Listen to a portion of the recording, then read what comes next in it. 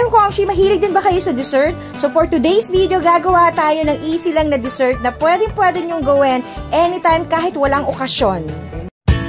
Hello mga Kamamshi! Welcome back to my channel. I would like to say thank you to all who supported me. And if you are new to my channel, please don't forget to like, share, and subscribe. And hit the notification bell button to keep you updated. And so, simulan na agad natin. Very easy lang. Ilan lang yung mga ingredient na kakailanganin mo dito. So, bago ko to isalang sa kalan, tinunaw ko muna tong mango flavored na gelatin. So, nabibili lang to sa grocery. Alam niyo na yan, maraming klaseng mga flavor, diba? And may leftover kaming, eto, peach. Binili kong fresh dun sa grocery. Hindi naman nakain kasi medyo matabang siya. Kaya naisip ko, ayan, gagawin na lang nating peach mango jelly. So, syempre, yung ingredient natin, gelatin, peach, and then this mango. Ayan, napakatamis. May dakta lang siya. Dakta lang yan, hindi naman yan dumi. Nahugasan ko na yung maigi. Kahit yung kamay ko, hinugasan ko na rin na maigi. Syempre, kailangan malinis. So, ayan lang yung mga gagamitin natin. At saka, itong condense para hindi na tayo maglalagay ng sugar. Yan na yung baling pampatamis natin. So, ito, isasalang ko na siya. Tapos, ihahalo ko na din yung condense dito. Konti lang yung nilagay kong condense para hindi rin naman sobrang matamis na matamis. Mga 1/4 lang. So, depende sa inyo. Kasi habang ganyan, tinitikman ko din siya kung sobrang tamis. Siyempre, mahirap din naman yung sobrang matamis na matamis, no? Hello, ano tayo dito? May media tayo. Kaya, ayan. Habang nilalagay ko yung condense, sinahalo ko din yung gelatin para mahalo siyang maigi. So, ayan, nagbabubbles na ngayon. Idadagdag ko na dito yung fresh mango. Ilalagay na natin para mas masarap siya. O, ayan. Ano lang, maliliit lang. As in, hindi naman sobrang liit na liit. At hindi rin naman giling na giling, no? Yung ganyan lang, para meron lang ding nakasama mismo doon sa ating mixture na fresh mango. Ayan.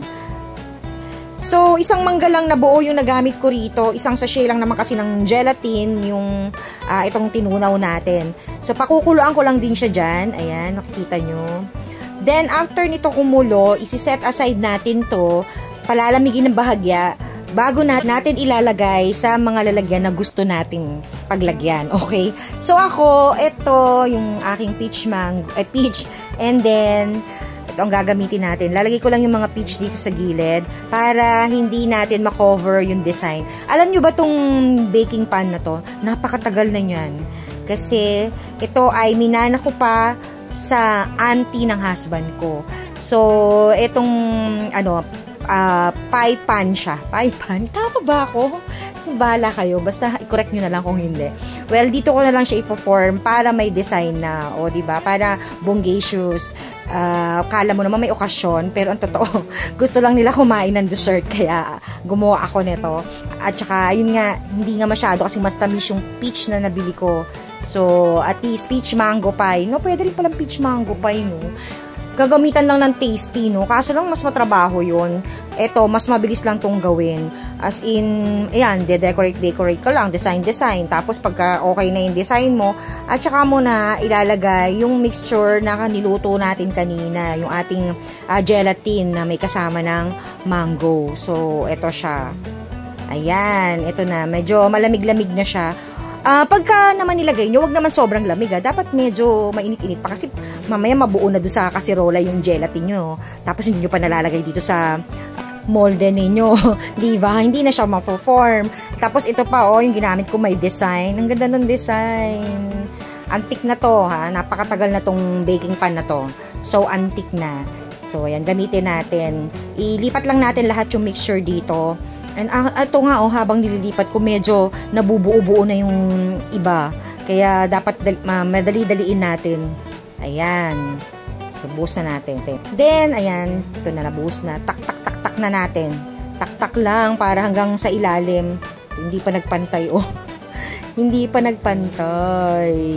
But anyway, ito naman yung pinaka ilalim. So, itaktak lang natin ng bahagya para talaga yung sa ilalim niya. And, ayan, may natira pa ako. So, ilagay na rin natin, kesa maiwan pa tong mga ilang peraso na peaches na to. Ilagay na rin natin dito sa ilalim. Ayan. Meron pa nga ako naiwan pala na crushed graham. Nisip ko naman, parang hindi bagay.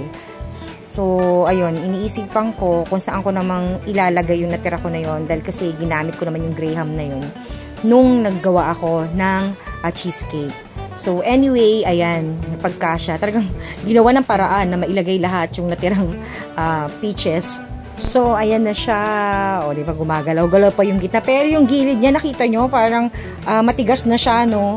Ayan. Ile-ref natin to for about 6 hours. Or mas maganda bukas na or overnight nyo na para mas firm at mas masarap siya. Ayan, no, gumagalaw-galaw pa yung gitna niya. And yung gilid, matigas na. Ganun siya kabilis lumamig. So, ilagay na natin to sa ref. Bukas ko na lang ito i-demold. So, ito na siya. O, diba? Buong-buo na. Ito na yung ating gelatin. Ang ganda ng kulay. Ang ganda ng itsura niya. At mukhang yummy talaga. And aside from that, mukhang social. So, dito ko na siya ipapatong. Ito na yung gagamitin kong plate. Wala ako kasing plate na bilog na malaki. And ito na lang, dito na lang sa aking square na plate. Huwag sanang sumablay. 1, 2, 3. Ayan. Sakto lang yung, yung ating pinaka-gelatin. Oh, di ba? Ang ganda. Pwede na rin cake. Oh, gelatin cake. Ay, nalaglag pa yung isang peach. Kainin na natin yan. But anyway, ayun yung mga nilagay natin sa ilalim, yung mga sumobra. So, di ba ang social? Pwede na siyang cake. Oh, kung di kayo mahilig sa, pwedeng ito na yung gawin yung cake. Kung di kayo mahilig sa mga sobrang matatamis. And, look at that. So, very yummy.